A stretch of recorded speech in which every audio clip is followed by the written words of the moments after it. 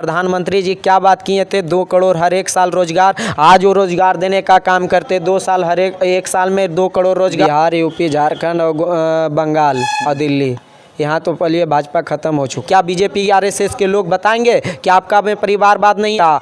पिछड़ा का बेटा धर्म बचाने में लग जाता है और आपका बेटा दिल्ली, कोटा और राजस्थान और विदेश में पढ़ कर आपका बेटा और बाल बच्चा क्यों नहीं रैली में मार खाया, क्यों नहीं खाता है? और खाता कौन है? गरीब, दलित, पिछड़ा के बेटा। 16 गुना उसका प्रॉपर्टी बढ़ गया है। वो क्यों नहीं आते धर्म बचाने के लिए? बीजेपी के लोग के बेटा क्यों नहीं आते धर्म बचाने के? शिक्षा व्यवस्था सही है या मंदिर मस्जिद सही है? आप ये बताइए, हमारा देश विकसित कब करेगा? हम फैलाया गया था देश और राज्य में, गांव गांव में लोग जो बीजेपी और आरएसएस के लोग। भारतीय जनता पार्टी वही है जो जनता को सबसे ज़्यादा ठगने का कोई काम किया। कहेंगे 2 करोड़ रोजगार दे देंगे, ये कर देंगे, वो कर देंगे, बिहार आएंगे अमित शाह जी, मोदी जी। लाइव देख रहे हैं दोस्तों, आपको बता दें कि इस वक्त जो है ना सियासी गलियारों में 2024 चुनाव को लेकर के राजनीतिक सियासी गलियारों में जो है ना हर तरफ भूचाल मचा हुआ है। पहले तो नाम जानना चाहेंगे, क्या नाम है आपका? मेरा नाम आरव यादव हुआ। 24 का सियासत देख रहे हैं लगातार जो है ना, एक तरफ एनडीए गठबंधन बन गया, एक तरफ इंडिया बन गया जो है ना, और लगातार आरोप प्रत्यारोप का दौर चालू हो गया है। तो आपको क्या लगता है कि 2024 में छात्र हैं आप हैं, तो छात्रों के हित के लिए कौन सा संगठन, कौन से दल जो है ना सामने आई है और कौन से दल उम्मीदों पर खरे उतरेगी, और क्या सोचते हैं आप 24 के चुनाव के सर, मैं पहले तो बता देना चाहता हूं कि जितने भी दर्शक जीविक्स लाइव पर देख रहे हैं उनको मैं तहे दिल से नमस्कार करता हूं और शुक्रिया करता हूं। और 2 संगठन है, इंडिया वर्सेस एनडीए। तो एनडीए वो पार्टी है जो देश में लड़ाने की बात करती है, देश में हमेशा धर्म की बात करती है, हमेशा मंदिर मस्जिद की बात करती है। और इंडिया वो पार्टी है जो हमेशा संविधान की बात करती है, हमेशा गरीब, गुरबा, दलित, पिछड़ा की बात करती है, हमेशा पढ़ाई की बात करती है, हमेशा शिक्षा की बात करती है, हमेशा से छात्रों, नौजवानों, दलितों, पिछड़ों की आवाज़ की बात करने का काम करती है। उसी को हम लोग इंडिया कहते हैं। और आज लोग 2014 में छात्र, नौजवान, हम लोग जैसे जो बच्चा था वो भ्रमित हो चुका था। एक भ्रम फैलाया गया था देश और राज्य में, गांव गांव में लोग जो बीजेपी और आरएसएस के लोग थे, और गांव गांव में जा कर के गरीब, पिछड़ा, दलित को डराने का काम किए, धर्म के प्रति, मंदिर के प्रति, मस्जिद के प्रति बताने का काम किए, गलत संदेश देने का काम किए। उसीलिए एनडीए का सरकार बना था। और एनडीए ने इतना खराब स्थिति पैदा कर दिया देश में, उतना 70 साल में इंडिया काम करने का नहीं काम किया था जितना एनडीए ने इतना जल्दी खत्म करने का काम किए हैं। डंका विश्व में डंका बज रहा है। माननीय प्रधानमंत्री सशक्त जो है ना, हिंदुस्तान को 70 वर्षों में जितना सशक्त नहीं होना था उतना 9 वर्षों 10 वर्षों में माननीय प्रधानमंत्री जी ने किया। आज पूरी दुनिया प्रधानमंत्री मोदी जी की तरफ जो है ना। क्या आप बात करते हैं? कहाँ है आप बात हैं? कहाँ है आप हैं? किसकी आप बात कर रहे हैं? आप चलिए हमारे गांव, आप चलिए कोई भी क्षेत्र चलिए, आप उत्तर प्रदेश चलिए, आप झारखंड चलिए, आप चल जाइए बंगाल, आप चल जाइए कोलकाता, आप चल जाइए हरियाणा, आप चल जाइए दिल्ली, आप चल जाइए पंजाब। किसकी बात कर रहे हैं? धरती पर कुछ नहीं है। सिर्फ 2 किलो चावल देकर पूरा गरीब को भारत में ठगने का काम किया गया है। आपको मैं बता देना चाहता हूँ, आरएसएस और भारतीय जनता पार्टी वही है जो जनता को सबसे ज़्यादा ठगने का कोई काम किया देश में, तो आरएसएस और भारतीय जनता पार्टी के लोग हैं। मैं आपको बता देना चाहता हूं कि अगर शिक्षा व्यवस्था सही है या मंदिर मस्जिद सही है, आप ये बताइए, हमारा देश विकसित कब करेगा? शिक्षित जब लोग होगा, जब एक एक घर में गरीब के बच्चा जब पढ़ने लगेंगे तो वो खुद ब खुद अमीर बनने लगेंगे, खुद ब खुद वो रोजगार करने लगेंगे। क्या आप मंदिर मस्जिद में कर करके आप आगे बढ़ा सकते हैं? और मैं एक बात बता देना चाहता हूँ आपको, इंडिया के कोई भी पत्रकार के, और पत्रकार आप चौथे स्तंभ है भारत के, आपकी आवाज़ पूरा दुनिया के एक एक गांव में लोग सुनता है। मैं आपको बता देता हूं, पहले लोग, हम लोग के दादाजी अति रेडियो रखते थे और रेडियो पर आवाज़ आप लोग के सुन करके अपने मुद्दा को रखते थे। और मैं आपको लोग को बता देना चाहता हूं कि ये जो स्थिति आज जर्जर स्थिति पैदा हो गया, जर्जर स्थिति गाँव गाँव में देखिएगा, गरीब खाने के लिए नहीं है, क्या स्थिति आजकल हो गया है। छात्र, प्रधानमंत्री, अभी देखिए, अभी आपने खाने की बात की, तो प्रधानमंत्री जो है ना करोड़ लोगों को राशन वितरण किए हैं। कौन सा राशन वितरण किए? कब आप जाके पता कर लिए कौन सा डीलर 1 महीना में दे रहा है? एक एक डीलर की मैं बात करना चाहता हूँ। कहाँ प्रधानमंत्री जी क्या बात किए थे? 2 करोड़ हर एक साल रोजगार। आज वो रोजगार देने का काम करते, 2 साल हर एक साल में 2 करोड़ रोजगार, तो क्या विकास होती? क्या विकास होती? क्या नौजवानों का उमंग होता? क्या आज इंडिया बनाना पड़ता? क्या इंडिया की आवाज़ उठानी पड़ती? आज एनडीए रहता। एनडीए ने जो आतंक का पैदा किया है भारत में, वो आतंक कोई नहीं पैदा कर सकता है। मैं आपको बता देना चाहता हूँ, जब लोग शिक्षित होंगे, लोग जब संगठित होंगे तो अपने आप पढ़ने लगेंगे। आज शिक्षा व्यवस्था की बात है, आप जहाँ जहाँ देख लीजिए पूरा देश में क्या स्थिति रह गया है। आप जनता के मैंडेट पर सवाल उठा रहे। माननीय प्रधानमंत्री मोदी जी को जनता ही ने यहाँ से चुन के भेजी है ना।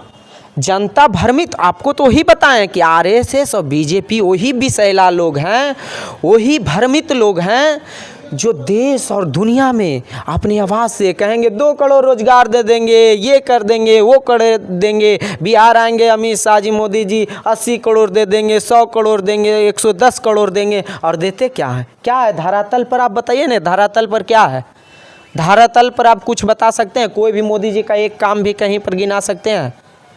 मैं आपको बता देना चाहता हूं कि हमारे बिहार ऐसे बिहार की धरती है जिन्होंने पूरे देश में सामाजिक क्रांति लाने का काम किए थे। आदरणीय लालू प्रसाद यादव जी, मैं बिहार में आपको बता देना चाहता हूं, बीजेपी और आरएसएस के लोग क्या बात करते हैं कि लालू जी ने क्या किया। ये बीजेपी आरएसएस के लोग 1990 से क्यों नहीं पहले की बात करती है, 1990 से लेकर 2020 तक क्यों बात करती है, लालू नीतीश जी के क्यों चर्चा करती है? क्योंकि इन्हें डर है ऐसे बहुजन सरकार सत्ता में आई बिहार और देश में कि बिहार ही नहीं पूरा देश, पूरा दुनिया में डंका बजा कि अब गरीबों की सरकार बन गई है, मजलूमों की सरकार बन गई है, अल्पसंख्यकों की सरकार बन गई है, जो अपने बात को खुलकर रख सकता है। मैं आपको बता देना चाहता हूँ, पूरे दुनिया में लोग जानते हैं कि 1990 से पहले बिहार की धरती वो था जहाँ लोग खटिया पर बैठने के लिए नहीं दिया जाता था, लोग नीचे बैठते थे, पढ़ने के लिए स्कूल में नहीं घुसने दिया जाता है, मंदिर मस्जिद की बात किया जाता था। और एक बात मैं बता देना चाहता हूँ, आज जब कोई भी धर्म की बात हो, आज जब धर्म बचाने की बात आती है तो कौन बचाते हैं? हमारे आपके बाल बच्चे, जो गरीब गुरबा दलित पिछड़ा के बाल बच्चे हैं, उन्हें भ्रमित करके धर्म के प्रति ढकेल दिया जाता है।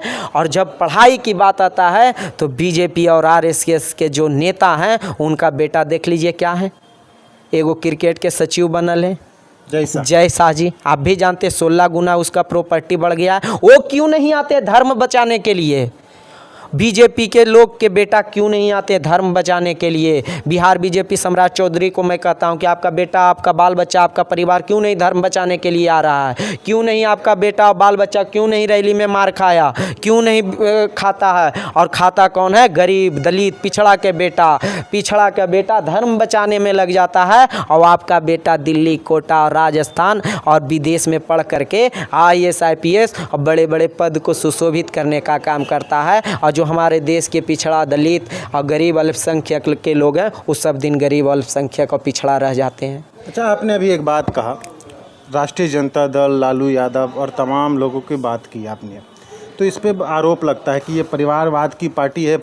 ये बिहार में जितने दिन शासन की है, परिवारवाद को जो है ना बढ़ाया है। चारा घोटाले जैसे संगीन आरोपों से इनको जो है ना माननीय कोर्ट न्यायालय की तरफ से सजा भी दी गई है। तो भाजपा का ये आरोप है ना, और आप कह रहे हैं कि गरीब मजलूम वंचितों के अल्पसंख्यकों की सरकार स्थापित की है लालू यादव जी। आपको मैं बता देना चाहता हूँ सीधे शब्दों में कि आज आप देख लीजिए गरीब मजलूम, 1990 से पहले जो घोटाला हुआ था, आदरणीय जगन्नाथ मिश्रा मुख्यमंत्री थे बिहार के, उनके नेतृत्व में जो घोटाला हुआ था, वो घोटाला को जो ब्राह्मणवादी व्यवस्था के लोग हैं, वो हमारे बहुजनों के नेता गरीबों के आवाज़ जब देख लिया कि गरीब साला ये क्या हो रहा है बिहार में, ये गरीब दलित पिछड़ा मिलकर के देश में सत्ता चला रहा है, ये लालू यादव एक गरीब का घर का बेटा आज देश में सत्ता चलाने का काम कर रहा है, इसलिए इन्हें जानबूझकर फंसाने का काम किया। अब बताइए, हम हैं, अब हमारा 18 साल उम्र हुआ, अब हम घोटाला कर सकते हैं?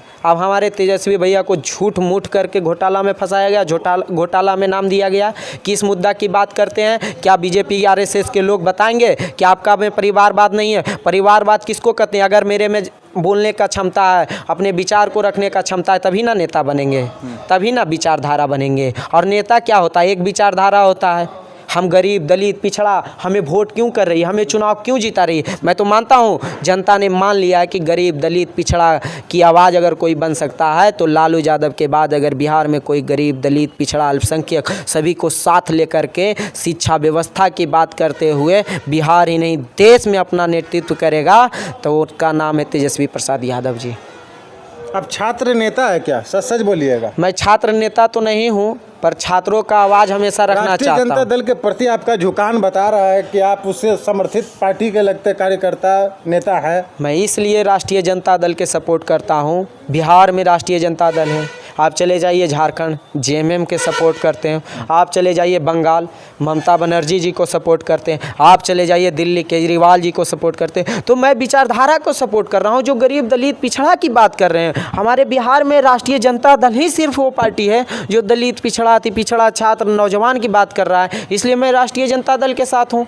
अच्छा, लास्ट सवाल अब ले लेते हैं। क्या लगता है आपको 24 के चुनाव में एनडीए के दल जो है ना फिर से बहुमत में आएगी या इंडिया के दल वापसी करेगी और सत्ता से भाजपा का उखाड़ फेंकेगी? पहले तो मैं आपको बता देना चाहता हूँ बिहार यूपी झारखंड और बंगाल और दिल्ली, यहाँ तो पहले भाजपा ख़त्म हो चुका है, ख़त्म हो चुका है।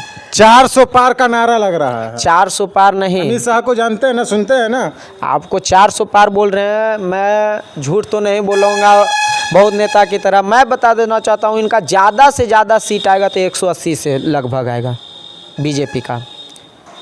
हल्के में ले रहे हैं भाजपा? हल्के में मैं नहीं ले रहा हूँ। मैं छात्र नौजवान और गांव-गांव में जब घूमता हूँ और जब मैं पढ़ने के लिए बैठता हूँ तो मैं उस घर से भी आता हूँ, बहुजन के बेटा हूँ, दलित के पिछड़ा का बेटा हूँ। मैं उन लोग के बात सुनता हूँ तो बताते हैं वो लोग कि मैंने फंसने का काम किया था 2014 और 2019 में। सम्राट चौधरी भारतीय जनता पार्टी के प्रदेश अध्यक्ष, उन्होंने वो लगातार मंचों से कहते हैं जितना भाजपा के राज में गरीब पिछड़ा दलित का उत्थान हुआ है उतना किसी पार्टी शासन में नहीं हुआ। तो उनको बोलिए कि आप कहाँ से उत्थान होकर पैदा लिए हैं राजनीति में? आपके पिताजी कौन से पार्टी में थे? आप कहाँ थे? आप कब आए बीजेपी में? मैं आपको बता देना चाहता हूँ, लोग बोलते हैं नीतीश कुमार जी कुछ नहीं किए। मैं नीतीश कुमार जी का सबसे बड़ा सपोर्टर हूँ। सपोर्टर इस बात के नहीं हूँ, व्यक्तिगत सपोर्टर नहीं हूँ, उनके काम का सपोर्ट करता हूँ। कहीं भी आप चल जाइए, कोई भी जिला इंजीनियरिंग कॉलेज, कहीं भी चल जाइए जिला में 1 से 2 पॉलिटेक्निक कॉलेज, कहीं भी चल जाइए कलेक्टेरिएट से लेकर थाना से लेकर हर एक पंचायत में एक हाई स्कूल बनवाने का काम किया। आप नहीं विश्वास है तो एक एक प्रेस रिपोर्टर, एक एक पत्रकार को मैं पूरे इंडिया में, पूरे भारत में चैलेंज करता हूँ कि आप हर एक पंचायत में बिहार में जाकर घूमिए कि है कि नहीं है। नाम बताए थे आप? मेरा आरव यादव नाम है। आरव, अपने तमाम सवालों के जवाब जो है ना अपनी बेबाकी से इन्होंने दिया है। तो देखो आप आरव यादव की बातों से क्या समझते हैं, आप अपनी प्रतिक्रिया कमेंट बॉक्स में ज़रूर दीजिएगा। मिलते हैं कहीं दूसरी जगह पे, तब तक के लिए जय हिंद जय भारत।